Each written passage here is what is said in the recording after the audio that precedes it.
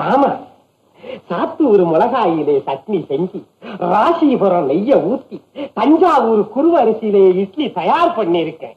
உள்ள தள்ளுங்க மாமா. இன்னைக்கு கொலைரா அம்மா, நம்மாவே மண்ணுளி பாம்பு மாதிரி நெளியலாம் பையன். அகோ வாரும் பில்லாய் லேக்கா, இப்படி வாருமே.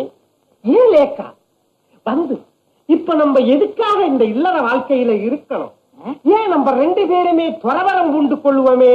போய மாமா, கிட்டாதாயின் வெட்டன மரம்னு சொல்லி இருக்கு. அதை இப்ப நான் ஃபாலோ பண்றேன். மாமா, இன்னுமே என்னுடைய உழைப்பெல்லாம் உங்களுடைய காலடியிலே சமர்ப்பிக்கிறேன். மாமா,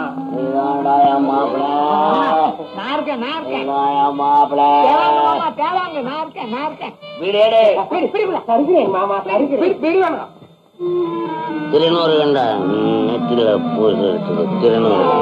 பண்ணி பண்ணி என்னடா கொடுத்த மாமாவுக்கு? அடே மூடு வாய தட்டி போடுவேன். மாமா, இன்னமே என் காலடியிலே மயில் வாகனம் என் கைக்குள்ளடா. தலையில துணிய போட்டுக்கிட்டு ஓடு. நான் போடுமா? ஐயோ, பையன் தின்னுட்டு வந்து இப்படி அழகான பாம்பாட்டி வாங்கி அரே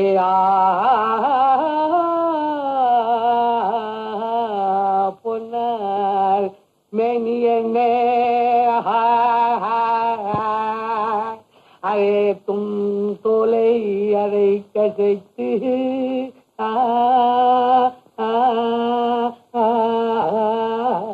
பொன்னார் மாமா, மாமா, வேதாந்தம் பாடுற அளவுக்கு உனக்கு விவேகம் தனக்கு ஏறி போச்சா?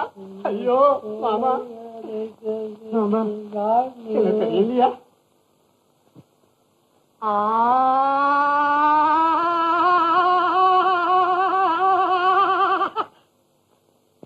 உங்க அப்பன் பேர் என்ன?